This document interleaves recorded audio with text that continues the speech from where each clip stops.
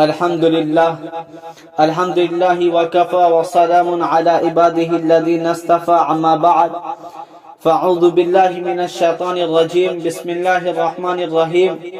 يا ايها النبي قل لازواجك وبناتك ونساء المؤمنين يدنين عليهن من جلابيبهن بے پردہ جو نظر آئیں کل چند بیبیاں، بے پردہ جو نظر آئیں کل چند بیبیاں، اکبر زمین میں غیرت قومی سے گر گیا، پوچھا جو ان سے آپ کا پردہ و کیا ہوا، پوچھا جو ان سے آپ کا پردہ و کیا ہوا، کہنے لگی کہ عقل پہ مردوں کی پڑ گیا۔ محترم حضرات، میں نے قرآن کریم کی آیت کا ایک ٹکڑا آپ حضرات کے سامنے پڑھا جس کے اندر نبی اکرم صلی اللہ علیہ وسلم کو اس بات کی ہدایت کی گئی ہے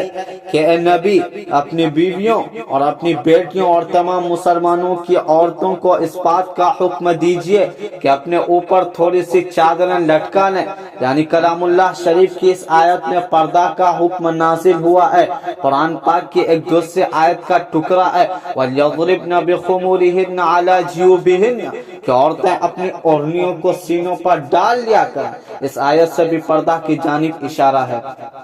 مگر دوستو، جب مذہب اسلام کے روشن ستاروں سے کفر و الحاد، ظلم و جہالت کے بادل چھٹے، بے غیرتی اور بے حیائی کی تاریکیاں ختم ہوئی، قرآن پاک کے عدل و انصاف سے باطل کے لہراتے جھنڈے گر پڑے، مظلوموں اور بے کسوں کو مساوات اور برابری کا درجہ ملا، خاص طور پر ان عورتوں کو جو ظلم و ستم کی چکی میں پس رہی تھی، مصائب و آلام کے پہاڑ ان پر توڑے جا رہے تھے، اسلام نے ان کو ذلت و پستی کے غاز سے نکال کر بلندی پر پہنچایا۔ ظہور اسلام سے لے کر صدیوں تک مسلمان عورتوں کی بڑائی کے گیت گائے جاتے رہے۔ اگر تاریخ کے اوراق کو کھولے جائیں تو غیر مسلم عورتوں پر مسلمان عورتوں کی فضیلت اور برتری دکھائی دے گی، لیکن دیکھتے ہی دیکھتے پوری دنیا میں شیطانی ڈنکے بجنے لگے، مسلمان عورتوں کو مکاری و عیاری کے پھندے میں پھنسانے کے ارادے ہونے لگے، مسلمان عورتوں کو اس کے گھر کی چار دیواری سے نکال کر شارع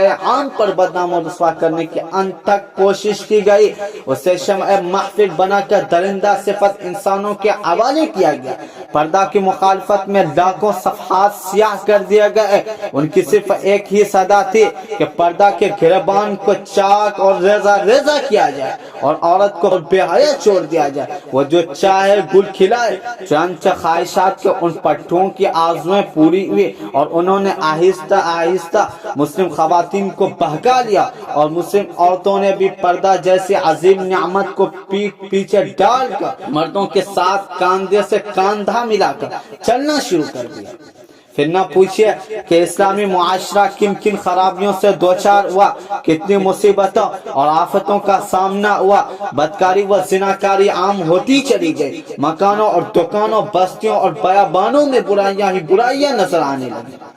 محترم دوستو، اگر اسلام دشمن طاقتیں یورپ اور امریکہ پردہ کے خلاف نعرہ بلند کریں تو ہمیں اس پر کوئی تعجب و حیرانی نہیں، چونکہ اسلامی تعلیمات کو ہر طرح بدنام کرنا ان کا شیوا بن چکا ہے۔ مگر افسوس صد افسوس کہ آج ہمارے قوم کے اکثر لوگ جو مسلمان ہونے کا دعویٰ کرتے ہیں اور محمد عربی صلی اللہ علیہ وسلم کے امتی کہلاتے ہیں، وہ بھی اسی ذہنی غلامی کا شکار ہیں۔ خاص طور پر انگریزی تعلیم یافتہ طبقہ تو اس میں زیادہ مبتلا ہے، وہ بھی پردہ کے معاملے میں اسلام دشمنوں کے ساتھ ہے اور انہی کے دوش بدوش چل رہے ہیں۔ کسی شاعر نے ایسے ہی لوگوں کے بارے میں کہا ہے کہ انہی کی محفل سنوارتا ہوں،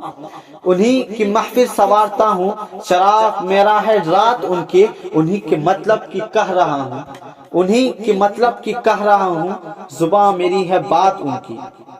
محترم دوستو، آج پردہ کے مسائل کو لے کر مناظرہ بازیاں اور مضمون نگاریاں ہو رہی ہیں، پردہ کے خلاف تحریکیں چل رہی ہیں، پردہ کو ایک بہت بڑا ناانصافی کہا جا رہا ہے، عورت کے لیے پردہ کو قید و بند سے تعبیر کیا جا رہا ہے، کہا جا رہا ہے کہ پردہ قید ہے، پردہ کو وحشت بتایا جا رہا ہے۔ آج مغربی تہذیب نے عورت کے شرم و حیا کی دولت کو لوٹ لیا ہے، کہتے ہیں کہ پردہ کرنے سے ترقی نہیں ہو سکتی، نتیجہ یہ ہے کہ آج ہمارے ہمارا خاندانی اور معاشرتی نظام تباہ ہو چکا ہے، اخلاق و عادات اور شرم و حیا کا جنازہ نکل چکا ہے۔ یہی وہ تہذیب ہے کہ جس نے عورت کو چراغ خانہ بننے کے بجائے اس کے اندر شمع محفل بننے کا جذبہ ابھارا ہے۔ رواج بے حجابی خوشنما کانٹوں کی مالا ہے،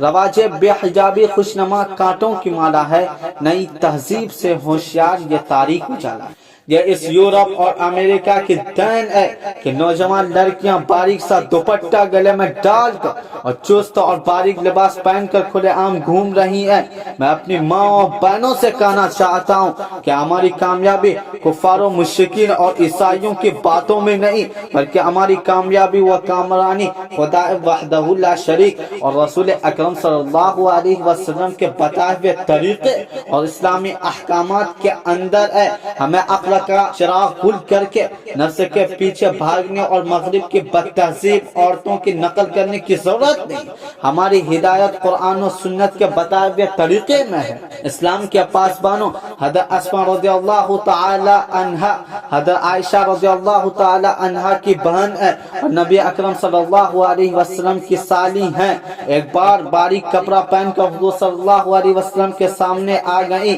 تو سرور کائنات صلی اللہ علیہ وسلم نے نظر پھیری اور یہ ارشاد فرمایا کہ اسماء، جب عورت بالغ ہونے کی عمر کو پہنچ جائے تو اس کے جسم سے کچھ بھی دیکھنا جائز نہیں